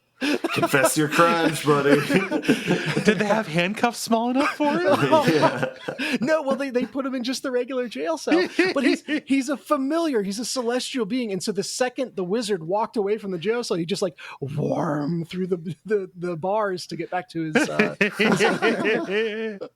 But I can't click on the crow in town anymore because they'll just arrest him again. But I do think the majority of like the tough things happen, or the bugs or breaking things happen around like the arrest mechanic. And when they put you, like I had that happen where it's like they put me in a cell and there's a place where there's like acid on the floor, so I'm dying, so I start to run out, but they're like, nope, back in the cell. And it kept porting me back there until I would die. And it's like, well, that doesn't seem right.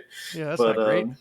Yeah, there are a few things like that, but I think since I think you do need a little bit of save hygiene in this game, because the autosaves are sometimes infrequent, or they're like, because it's usually tied to when you enter a new area. So if you just spend like an hour in the same area and you're doing like a bunch of like, you know, item management or talking to people and stuff like that, there might not be an autosave. So you do need to kind of build the muscle memory to like save like frequently. It will save before something major happens. Yes. And I've kind of keyed into that. Where like autosave will proc all of a sudden. I'm like, oh shit, what? Uh-oh. Uh-oh. Start buffing up. Yeah. But yeah, usually if something like buggy happens, it's not too big of a deal. Just reload like 20 minutes before and just do that. Yeah. Yeah. One thing I forgot to mention, the inspiration mechanic. This is something in D&D where it's like if you impress your DM, they're like, you have inspiration, and you can use that to, I'm not sure, I guess I forget how you use it in D&D, but in this game... Is it to get advantage on rolls? Is it for you to roll twice, or is it? That's right. Yeah. So in the game implementation, it allows you to re-roll if you want to, which is sort of like advantage, but I guess it's a little bit different. So think of that like the portent dice, right? So your inspiration offers are not all consuming, right? Or they don't get in the way. Yeah. Same thing with the portent dice. It's just also the advantage that you know the result. Gotcha. Yeah. So yeah, that's just like really well implemented in the game. And then, and like how they do like thieves tools and stuff. Basically you collect thieves tools, and if you try and lockpick something, if you fail, you lose it. I'm not sure if you lose it if you succeed or not. It might cost either way, but you can re-roll based on the number of like thieves tools you have. And there's certainly some checks that are like where the check will be 30 or something like that, where it's like, okay, it's possible to get that, but you need a class entirely devoted to getting that sort of thing, plus guidance, plus advantage, plus all that stuff. Plus luck. Plus luck. Yeah. I just can't say enough good things about at least the open first act of this game. And I'll tell you what, the number of times where I have hit the DC exactly is mind-boggling to me, because it's so tense, and you have this like, reaction that you do around the D&D table. But in the fact that it is like that well balanced, that I see that way more often than I would have expected. Do you not skip to the end of the die roll? Or do you watch the animation? No, I watched the animation. All right. Primarily because I didn't realize you could skip. Yeah, so. if you press whatever the button is, it's like, I mean, I'm not trying to say you should or anything, but I was just curious. Well, and do you just click on the dice, or do you actually like, roll it with your mouse? With your mouse. So since it's console, like you press triangle to roll the die, and then if you press triangle again, it'll snap to like what the final result is. Yeah. Got it. Yeah. On PC, you can literally like grab and throw the dice. Nice. Wow. But I think it just kicks into the pre-done animation, because it's not like it follows the velocity of it or anything, but still feels good. That's cool. Yeah. And there's so many set pieces that are like, yes, this is D&D. It's like they got spiders, they got forges, they got sweet things. It's awesome. I mean, it sounds amazing. The only reason I have not played it is A, because of work, and B, because I very consciously took last week off of playing video games. Yeah. Slacker. It Oh, is. yeah. It is a dense game, and it is like, yeah, it would take some time to get through. Oh, it has that D&D quality of like, hey, I just did a 2-hour session and it was one combat, Yeah, and yeah. exploring one house. And that's the way Yep. that's the way Divinity is too. Like, Yep. you know, nice. Yeah, it's good. I think one final thing I'll say is I'm starting to see the choices you make do have long-term consequences. What reminded me of this, Dennis, when you were saying saving that one person in the prison, that does come up later, but it's just like such a tiny choice, like shuffled about, and all these other choices. So, And I didn't really know that the person was actually going to shoot the prisoner as well. Like, there was something going on. I was like, I'll watch and see how this plays out a bit, and it escalated way faster than I thought. Didn't think he had it in him, I love did you? the progression of your justification. Like, I didn't know it was going to happen. Well, and the prisoner essentially said what Kole just said. Like, you don't have it in you. So they basically were asking for it. Yeah, it's a real fun game so far. Yeah. Oh, sorry, Dottie's being a little shit. Sorry. Oh my gosh. Dottie. Yeah. So Ben, did you have anything else besides Baldur's Gate? No? That is plenty of a game to be playing. I don't have time to play anything else if I'm playing Baldur's Gate. Yeah. The only thing that I actually have played, I've not done any like sit down games, but I because I did do some cleaning and re-cleared out my living room, did do some VR and jumped back into Pistol Whip, which feels like one of those perfect VR games alongside Beat Saber and Super Hot. How does it work? Man, Pistol Whip is so good. It's an on-rail shooter that is also a rhythm game. The visuals are very like glitchy, polygonal kind of sense. But each level is a song, and you are progressing down this long hallway. And enemies will pop out and shoot on the beat. And they pop out like, near and far to you, either early or late. So you've got to be like really situationally aware. And, you aim and shoot in VR. And something that is very canny is that there is a large amount of aim assist. So you always feel like a badass, like you can miss. It is possible, but you only notice how much like help it is giving you when you do a modifier that takes that away, and you have to be as accurate as possible. You're far more likely to get penalized for not shooting at the right time than not shooting in the right place. Yes, yeah, and also you get extra points for shooting on the beat, right? And you end up in these very intricate situations where the whole thing is kind of meant to make you feel a little bit like John Wick, where people are coming at you from all angles and you are just pop pop pop, and doing your reloads very quickly in between, kind of mastering that scenario. How physical is it in relation to like a Beat Saber? It's pretty physical, so it has some of the same stuff, like how in Beat Saber where sometimes the big like cube will come at you and you have to like duck or lean out of the way in order to pass it.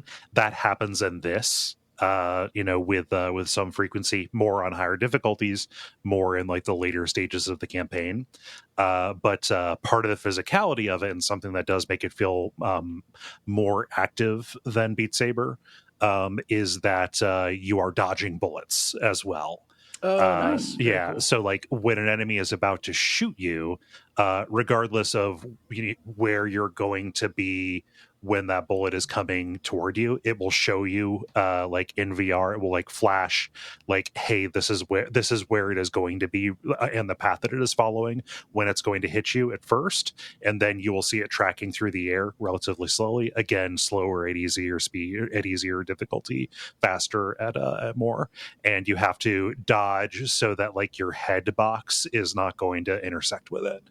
And so you end up doing an awful lot of like ridiculous things to get out of the way of these bullets, but also doing so in such a way that you can fire off shots mid dodge, or dodge in such a way that in your recovery you're going to be set up to dodge this next thing.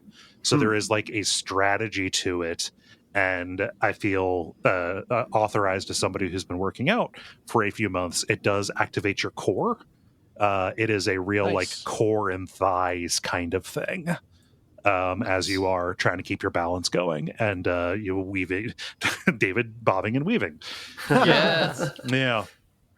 I know some games are more sensitive if you like go out of a box or if your head's at a certain angle, but I guess this has to be pretty lenient if you're doing that type of movement all the time. Or Yeah, I mean it's good. It's good at tracking you. When you say sensitive about going out of a box or something like that, are you talking about like the play zone, like your area that you defined, or? But even beyond that, like if like you look too far vertically or something like that, or like some of them give kind of tighter constraints on like what your movement is or how your orientation is. Yeah, you're always going to be moving forward. And you can look behind you, but there's really nothing of importance back there.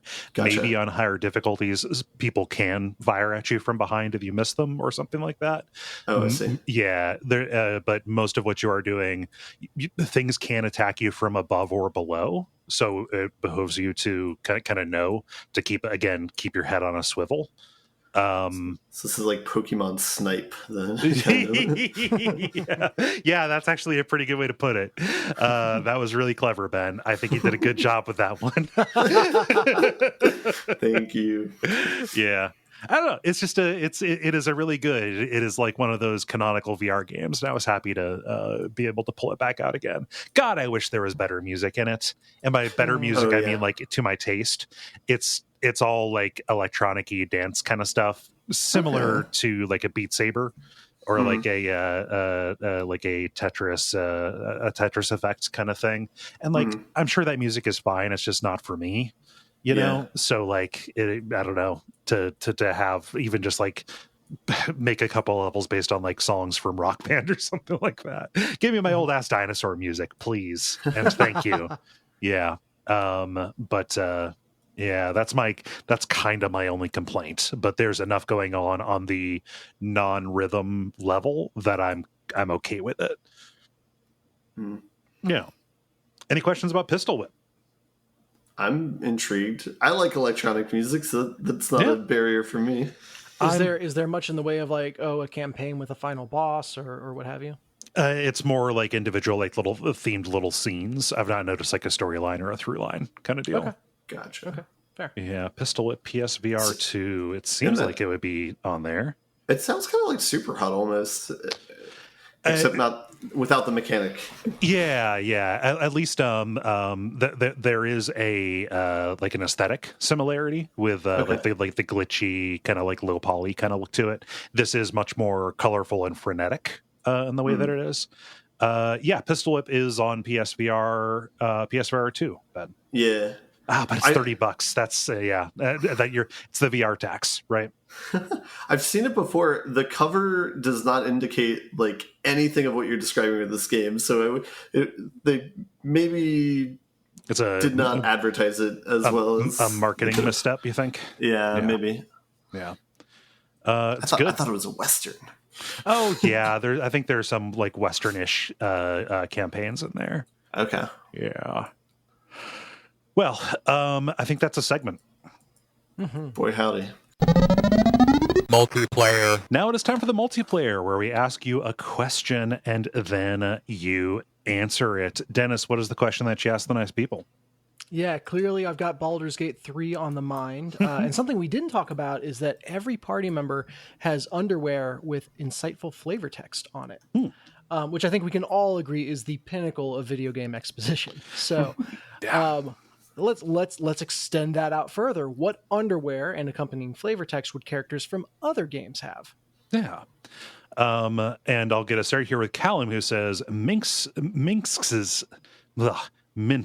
underwear from Baldur's Gate and Baldur's Gate 2 covered in hamster fur for some reason. Oh wait, somebody typing? No, wait. Oh, weird. Maybe one's going to come in. Who knows? Oh, that might be me having just dropped in the one from Slack. Gotcha. Okay. Yeah. Makes sense with Minsk. I mean, Boo would have to, Boo wouldn't be content to stay in his pocket, right? Yeah. Ben, what does Maniop say? Manioff says, I think Leon from Resident Evil 4 is the kind of person who keeps Speedos on under his clothes most of the time, just in case he has to dip in the water, and he de facto only wears them now. He would write the text himself and would include words tactical, efficient, and stylish. He would also not want anything bigger so that he could show off his tribal thigh tattoo that I just know he has. Yeah. Perfect. No notes. Good. Yeah, that is a very good description. That is the kind of response I was hoping for. Yeah. I'll do mine just to maintain order here. Harry from Disco Elysium, and the description is it'd be faster to name the bodily fluids that aren't on this. That's pretty good.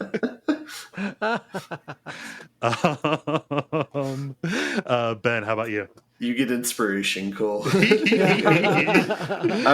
I much like the viewers, I don't have an answer for this, and I was not able to come up with one in time. I was trying to think of which character would have no underwear and that be the joke, but I couldn't even come up with that. So, David, how about you? Man, I've got nothing. I'm sorry. Dennis, you stumped him. I didn't know this was going to be so hard. I went just straight to Mario, right? Okay. Which is look inside for a mushroom of growth. Oh God. Oh, that's got to be the shortest multiplayer section ever. It's a grower, not a shower. Yeah. So thank you, those of you who participated. If you want to participate in these in the future, go to the Duckfeed community group on Facebook and watch the prompts to go up on Monday afternoons. And thank you, Dennis, for posting. The end, boss. Now it is time for the end, boss, where we talk about things that are happening in the world of video games and how we feel about them.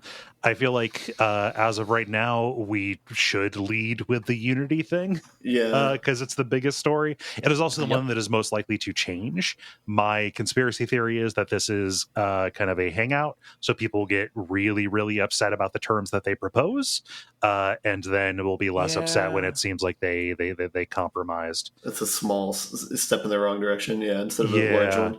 So Dennis, why don't you summarize what's going on here with Unity? Yeah, I mean, Unity is the foundation for so many games, and particularly for games created by smaller indie devs. Yes. It is to say it's ubiquitous is selling it short. Like it really is everywhere.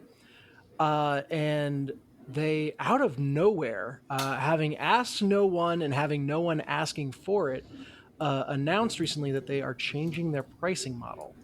And they are going effectively from a revenue-based model where you share a percentage of your revenue, makes sense, to an installs-based model. And by that, I mean you'll have to pay every time someone installs your game. Mm-hmm. And you can tell that nobody consulted an actual developer because when people pointed out, hey, this is a system that cranky people can abuse in order to bankrupt us, they said, oh, that thought never occurred to us. Yeah. Like what the absolute fuck. Yeah. It just asinine. I don't know where the genesis was coming from. I can't imagine that Unity was struggling to pay the bills. Mm-hmm. Like, hey, you're only the foundational platform for everyone. How do you screw that up? Apparently, there's been some talk that they have been actually struggling with profitability. How do you screw it? It's got to be in the sense of like investors want you to do more than you did last year. Well, so the way the pricing model works is you don't pay anything for it until your game starts making over 200K. Yeah. And so even though it is a very accessible tool, like I can make a game, like people can make games in Unity, but they don't charge those people, and that's part of the appeal because they're trying to grow it and make it accessible. At a certain point, they're probably going to flip the switch and try and charge people more like this. But even with this change, it still doesn't affect people if your game's not making more than that amount of money. Yeah. And I think there could be a way to do a with installs version that is equitable, but they just so blatantly had no thought, no explanation behind it. It just really, really stood out. Yeah. So the One of the, I guess you could say, conspiracy theories I heard for this is the argument that Unity has a reputation for being what you make like shovelware and free to play games and stuff like that. And That's mostly that, a function of the asset store. and More than well, anything, yeah. and that then makes it less attractive to high end, high dollar AAA developers. Mhm. So the argument was this was explicitly meant to chase away low end developers because they're actually bad for the brand. Right. Well, it's I also a think it difference. fails. Oh, go ahead. It's also a difference in the programming language because it's backed by C#, whereas like Unreal is C++. So there's more people that can do C# than that can do C++, and that's like another point of accessibility. Really? Mhm. That I think surprises so. me. I mean, is C++ still, I mean, like, that was on its way out in, like, early computing classes when I took that, made that abortive attempt at studying CS. Is that still even taught in schools? It's still used in games. Yeah. I mean, it depends on the industry, right? Like, Yeah. if you're like doing, yeah. But for things that need to be like an application that runs and needs to be really performant, yeah, it's going to still be C++ based. Yeah. The developer behind Gloomwood, or one of them, David Oshry, has said very insightful things about this. I found them to be pretty insightful, kind of explaining like, hey, Gloomwood's going to be the last game that I make in Unity, even if they revert these changes, primarily because this has shown like it's just an absolute breach of trust. Yeah. That and whatever system they put out is going to be, so whatever they are going to use to calculate the number of installs, no matter how they try to hedge around like, oh, it's only going to be per device, and it's not going to count the second install, and if it's a demo but only some demos and blah blah blah, like they can gerrymander around all of that. But if that mechanism for counting the installs is a black box, they have no incentive to actually report that accurately, right? Yeah, they're always going to exactly. favor over reporting. Yeah. And it just kind of shows like a complete disregard for a huge slice of the people who rely on and have spent years, over a decade learning that pipeline, right? Yeah. Mm-hmm.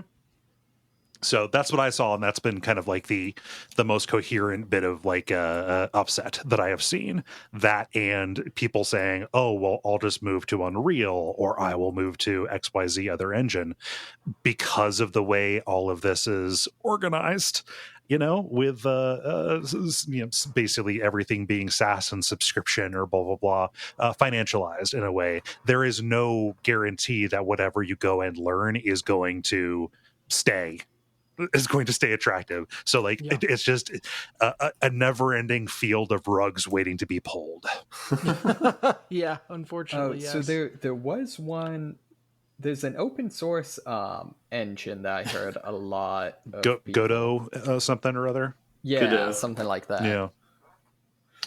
Yeah. I know nothing of it, but yeah, I don't know. Everyone's waiting for Godot. Yeah. Saw people talking up GameMaker and their licensing, stuff like that. It sucks, man. Like the fact that you can't just pay a certain amount of money and have access to a thing. Yeah. Well, and I think what they're going for just completely ignores the potential that like new business models are going to be made. Mm-hmm. And like I teach a class on this. Like the industry is notorious for like being the spearhead for finding new business models. Mm-hmm. So I don't know. I just I don't know what they were thinking. Yeah. Well, hopefully by the time this episode comes out, in 2 days after recording this, there will be at least something of a better place. But like, I don't know, based on the dev talk that I'm seeing, it'll take a lot to restore that trust. Yeah. They, in trying to monetize or what have you, they are opening the door wide for competition. Yeah. I mean, and like in a weird way, trying to, God, they really should have seen what Wizards tried to do. They this is almost a retread of a very similar thing with a lot of the same dynamics involving indie creators. Fuck, man. I think that supports your thought that this is, they're going to trot something better, quote unquote, out in a couple days, hoping everyone will celebrate it. Yeah. Also, John Riccatello, former EA boss who led EA into a whole bunch of trouble, is now the head of Unity. And it was reported that, like, right after they announced this, he dropped like 2,000 shares of stock, sold it. It's like, you asshole. Oh my god. Yeah, craziness. Ben, what's happening with Death Stranding? Yeah, this is a much weirder announcement that was also made today. It's coming to iPhone this year. Yeah. Who asked? Also, the Resident Evil 4 remake is coming to iPhone. Like, there's a whole bunch. Was there an iPhone announcement event where all this stuff was put out, or is this separate from that? That is a question that is fair to ask somebody who's making a podcast about video games. Yeah, it's the one iPhone event that I didn't watch just because I kind of knew nothing huge was going to be coming. And so I don't know if this was announced at that. Weird. If you had a Backbone controller, I could see it being real, fine to play on that. Yeah. It's like, do you do the balance mechanics with the phone's gyro thing as well? Yeah, it's possible. Yeah. But in any case, I don't see the audience for this. Like, who's the casual player who's like, I'm going to dip into Death Stranding. Yeah, playing that slow meditative game on the go with all of those very long cutscenes, those two seem to be pulling in different directions. Yeah, I suppose, like, instead of like sitting in my living room watching this 2-hour cutscene, like, I'll watch it on the train or something like that. Then maybe that can make sense, but it's just weird news story from a weird person, Kojima. But yeah, whatever. It's the director's cut version too. Oh yeah, I need to replay that so I can see the director's cut stuff. There's lots of new, like, road and movement technology in that. Yeah. Let's see. I've got a news story about Stalker 2, the game and developer who have faced nothing but just horrible setbacks. There was a fire at their offices. Nobody was hurt, and apparently, like, the game assets are fine. But who knows how long this is going to set it back, because the office needs to be restored. It is being investigated for foul play, primarily because they have also the developer GSC has also been subject to confirmed like Russian hacking attacks as well, trying to cause data loss, things like that. And this is in addition to just the ambient pressure and just general, let's say, friction of being a Ukraine-based developer in the midst of this. What is this, going into year 3 of an ongoing invasion? Yeah. It seems like they're matching the making of the movie Stalker pretty well, then. Well, I mean, most of them would have to die from being poisoned for that to be the case. Yeah, but that'll be later, though. Yes, it will. Yes. So who knows? They seem undeterred. I think literally the quote that I saw was, here's the quote in their Discord server. Despite the setback, developers remain intent on releasing Stalker 2, and their confidence is motivated by the fact that they've, quote, dealt with worse than this before. Yeah, man. So at the very least, they are plucky. Sorry, that quote is from their Discord, but also the beginning of that is from the Destructoid article that I pulled for this. David, you got a story? Yes, so I do. So it turns out that there was a update to iOS that introduces support for UVC, which is apparently USB video class. And long story short, that means that the iPad can now get input from various webcams and things like that attach over USB-C. So what some guy did is, apparently there is some sort of open source Game Boy hardware that exists. Yeah. And a dock that allows you to basically connect it to a monitor. And it turns out, because of kind of the weird way that iOS implemented this, or rather specifically the way they implement FaceTime, any source of video, FaceTime will recognize as a camera input. Okay. So, for example, one of the other things he does in this is hooks up his Switch to FaceTime and plays Elden Ring as his like FaceTime video for some hooks reason. up his Steam Deck. Yeah. Yeah. Oh, he's using the analog pocket. That makes sense. Yeah. And so, but yeah, like I said, open source Game Boy hardware. So he does what any of us would do and proceeds to FaceTime with people using a Game Boy camera. It's perfect, is what it is. I have no notes again. Once more. God, I love the Game Boy camera aesthetic. It's so good. Yep. Oh gosh, yeah. There's and this person. Oh gosh, it was Federico Viticci who wrote about it, but it was not the person who did that. No, it was Federico, I think. Okay, longtime Apple person. That is amazing. I love that, and I think everybody should do it. Yep, that should be this. This is the future we want. Let's be honest. Yeah, Game Boy cameras for all. They're actually not that expensive. So, oh really? Yeah. If you see them at like shows and stuff, you can get one for like about $30, is what I've seen. Yeah. Well, how do you all feel about buttoning it up? Buttons. The credit. Thank you so much, everybody, for listening to level number 472. We really appreciate you taking the time. If you would like to support us, you can go to patreon.com/Duckfeed.tv and support the whole network, get bonus content, things like that. Join the Duckfeed community group on Facebook to watch for the multiplayer going up. Leave ratings or reviews in your podcast directory of choice, and tell some friends. Word of mouth has always been our best friend for getting this out. Is there anything I am forgetting?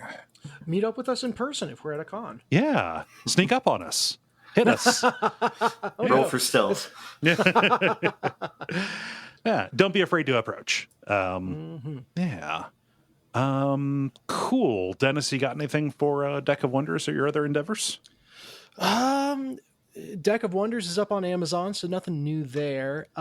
For Slay by Comment, there's some very exciting stuff coming that I will not talk about yet, but should be out in the ether by the time this is up. Ooh. Nice. Cool. Well, that sounds like everything. I have been Kole Ross. You can find me on Blue Sky at Kole Ross. Oh, that's the new thing I should talk about. I've been Dennis Furia. You can find me on Blue Sky.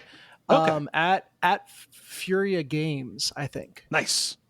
No underscores, no nothing, just Furia Games. Cool. It is good to be back. Yeah. I'm David Maismith. You can find me at cons, apparently. I've been Ben Merkel. And stick around for some titles.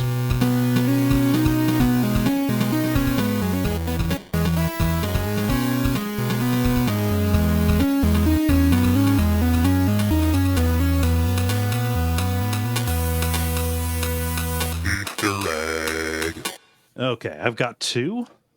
I have Hatchet Habits, and I have Crow Jail. Nice. So presumably, do you escape Crow Jail with a crowbar? No, with a rasp.